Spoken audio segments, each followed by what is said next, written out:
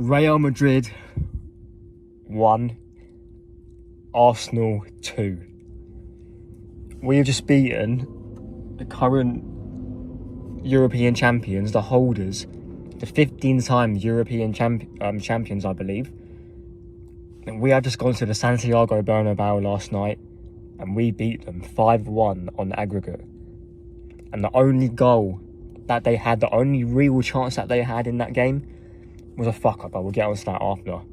Look, I waited till today, the day after, to record this video because I had to sort of gather my thoughts because I was sitting there in my living room thinking, how the fuck have we just gone? We just dominated Real Madrid home and away, hardly giving them a sniff at all. And look, I could not stop smiling last night, and it was still hard to believe that we actually done that, but we did. We beat Real Madrid home and away, and now we're in, for the first time since I was 2.5 years old, we are now in a Champions League semi-final, and I think it's not that difficult to say we can start believing now that we can win this competition. But look, yeah, if you are new around here, like, subscribe, and share the content around. Do whatever you got to do to help the channel grow. And yeah, where on earth do we start? I'm going to get onto what the sort of consensus was before the game. They closed the roof. They had a massive tifo display. They tried to get the atmosphere going from the get-go, which, to be fair, the stadium did seem noisy when I did turn the TV on. And by the way, the Arsenal fans that travelled out there, fair play to them, because all we could hear after sort of the first 10 minutes was them singing non-stop, and everyone that flew out to Madrid, and the fact they were olaying them in their own stadium, that just put the icing on the cake for me. But yeah, we were hearing stuff like La Remontada. We were seeing all the compilations from when they were previously doing like these comebacks, like against Chelsea, Man City, who was the other one? I think it was Bayern Munich last season. And to be fair, we didn't give them a sniff at all. And I think sort of from the first half an hour onwards, I was not worried about that game one bit. I will get onto the start though. So we get a penalty. I never saw that it actually was a penalty until VAR got involved. However, I've seen that happen. I've seen that not given in football at all. At the same time, I think it was Asensio that did. Was it Asensio that pulled down Marino? I can't remember, but I think Marino definitely got pulled down, and Bukayo Saka stepped up to take it. It looks like it was going to be Martin Odegaard, who, by the way, did not have a good game at all. A lot of people were saying that he did. Me, no.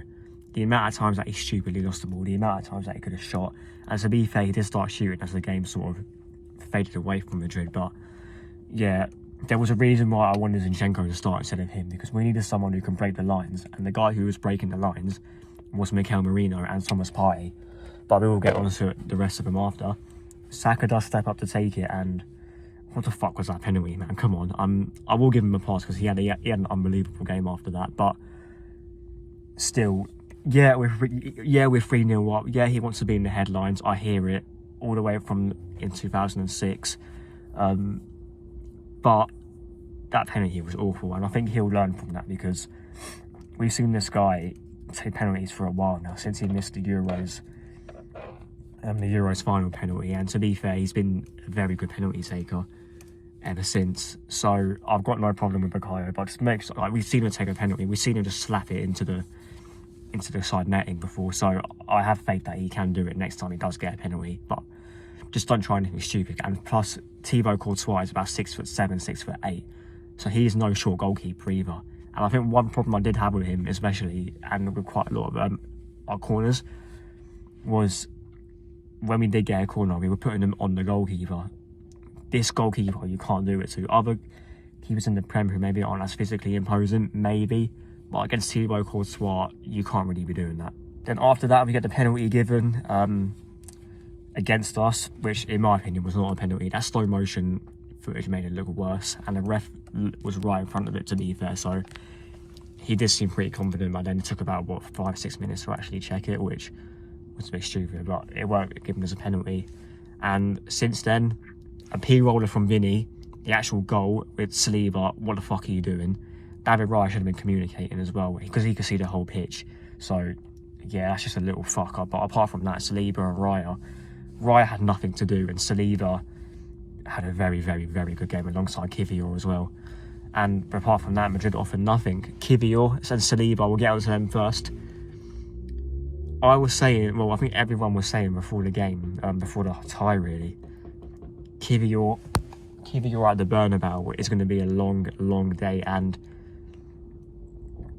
the way he performed, it was like Gabriel was there. He was so calm, he was so composed. On the ball, he was good as well. He was actually trying to force us forward a lot at times, and he I think you could see as the game went on, as the tie went on, he's growing in confidence a lot more. And to be thrown in against Real Madrid when, you know, forcefully because Gabriel's injury, fair play to Jakub Kivior. I don't rate the guy at all. I still don't think he's good enough, not even to be a squad player, but credit where credit is due. Him, Saliba performed well. Lewis Skelly, this guy's only a few weeks younger than me, and this guy is showing the confidence, the good arrogance at the Santiago Bernabeu at his age in a Champions League quarter-final to take us to the Champions League semi-final. This guy does not look out of place one bit. And I said when I first saw this guy is the truth. This guy is a star boy in the making at left-back. At midfield, would he be better at midfield? I'm not too sure. But keep playing this guy at left-back, honestly, because he can defend, he can attack, he can break lines with his passing, he can drive at players, he can drive it into space. This guy, we may as well not even have bought Calafiori, and I don't want to bring anything negative onto this game, but we spent so much money on left backs, and this guy's been here all along, and this guy is probably our best left back in terms of being on the ball and being astute defensively. So fair play to Skelly, man. Timber locking up Vinicius Junior. To be fair, that whole attack was stifled. Mbappe nowhere to be seen. Rodrigo nowhere to be seen. Jude nowhere to be seen. And then Vinny nowhere to be seen. The Ballon d'Or talk from this guy, it has to disappear now. This guy was crying that he wasn't in the fucking Ballon d'Or. He didn't actually win the Ballon d'Or, but when you're putting up performances like that, you shouldn't be in the conversation at all. And there are definitely going to be some uncomfortable conversations from me regards to Madrid's attack after this, but yeah, we just got to celebrate Arsenal's win. And we're going to midfield. Thomas Partey, we'll get onto him, stupidly books. He's going to miss the first leg against PSG. However, hopefully Jorginho's back, because I wouldn't really mind him playing in that game, to be honest. But Thomas Partey, again, like last week, excellent. Declan Rice, excellent. Breaking up play, Declan Rice. Thomas Partey pushing us forward. Those two in the Champions League, when in these type of games, definitely complement each other. For me, it's maybe in the games such as, you know, Everton at home, Brentford at home, games like that where we're facing low blocks. Maybe those two aren't probably the best to deploy in that situation, but like this where we're facing, you know, superior opponents, I should say. However, they didn't really look like that tonight. When facing teams like this and against PSG in a couple of weeks' time, these two definitely complement each other well. And fair play to both of them. They were immense tonight. Odegaard, weren't great. He got a bit better as the game went on, but however, he was losing the ball stupidly. He was, you know, he looks a bit frail at times. And what I do a lot before games is I look at body language. When you see him walk out the tunnel, you can tell if they're going to have a good game, if they're zoned in or they're shitting themselves. Everyone apart from Odegaard looks zoned in. Odegaard, he's coming back to the team he used to play with, and he's now playing against them, and he didn't look great at all.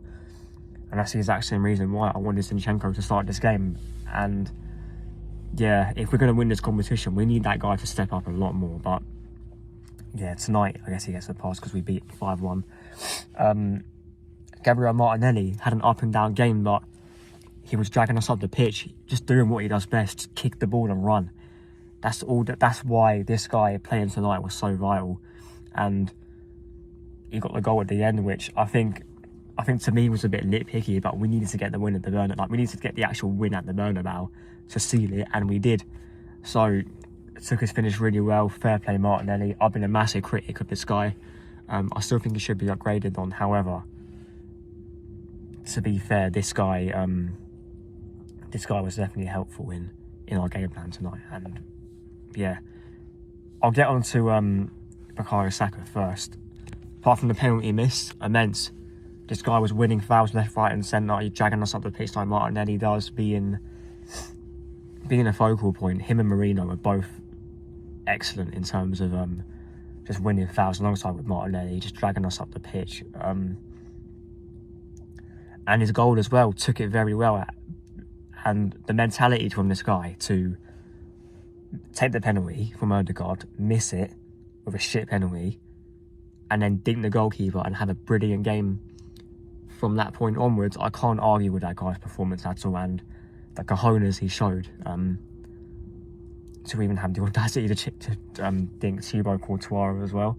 Fair play to him, and even shushing the Madrid fans in their own stadium, just like TT done all them years ago, or was it 19 years ago? But yeah, and then there's the one guy we've got to talk about as well, Mikel Merino. I'm a massive critic of this guy as well. When he plays in midfield, he's not that good. He's basically Granit Xhaka with or slightly worse Granit Xhaka, what I used to call him in midfield. However, since this guy's gone to striker, he's given us that extra man in midfield. He's dropping in to link up play. He's providing a focal point as well. He's doing what Odegaard is meant to do as well in terms of breaking the lines. And his 2 assists for Martinelli and Saka's goals were unbelievable. And this guy, if we also win this competition, this guy is definitely going to be a vital point in us doing that, and offering the physicality as well and the aerial threat like a normal striker would. And since this guy's gone to striker, I think he's scored about 7-8 goals since he's gone there. So I can't argue with that guy at all. The internal solutions are actually looking to actually work really well. So yeah, big up Mikel Merino. And then there's one man we've got to get onto, Mikel Arteta. I wanted this guy out for a few years now, and look, if he wins this competition by some miracle, it's not even a miracle because we're in the semi-finals. We can start believing as a club. And is there a chance we win this competition? Yes, there is. Will we win it? Remains to be seen. You've got a semi-final against PSG to get past, and then we got either Barcelona or Inter Milan in the semi-final. Mikel Arteta, as much as I get onto this guy, fair play to him, honestly. Sets us up really well in this competition. We look so comfortable throughout the 2 legs, apart from maybe a couple of lapses in concentration. Apart from that, we made Madrid look like fucking Tottenham. And the Arsenal fans in the stadium were singing, "Are you Tottenham in the skies?" They actually looked like they were, and he is just outclassed, outschooled, outcoached. One of the best coaches I think I've ever seen in my lifetime. But yeah, let me know what you guys think in the comment section below. Bring on PSG. I think we got Ipswich at the weekend. Let's be real. Rest everyone. Rest who we can, because we have got a few injuries. But get everyone prepared for that game against PSG on, I think it's the 29th of April, I believe it is. So yeah, look, listen, big up to Mikel Arteta, big up to the players, big up to everyone that travelled out there, and yeah, we can start believing that we can win this competition.